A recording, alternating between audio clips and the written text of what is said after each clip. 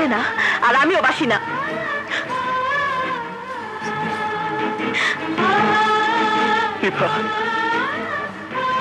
তুমি আমাকে বলছো চরিত্রহীন লম্পট? তোমার কি মাথা খারাপ হয়ে গেছে? না, মাথা এখন ঠিক হয়েছে। এতদিন আমার মাথা খারাপ ছিল, তাই বুঝিনি আকাশের চাঁদের সাথে মাটির কোনো মিল হতে পারে না। আর শুনে রাখো, আমার নিজের ইচ্ছাতেই আকাশের সাথে আমার বিয়ে হচ্ছে। আশা করি তুমি বুঝতে পেরেছো, এবার যেতে পারো।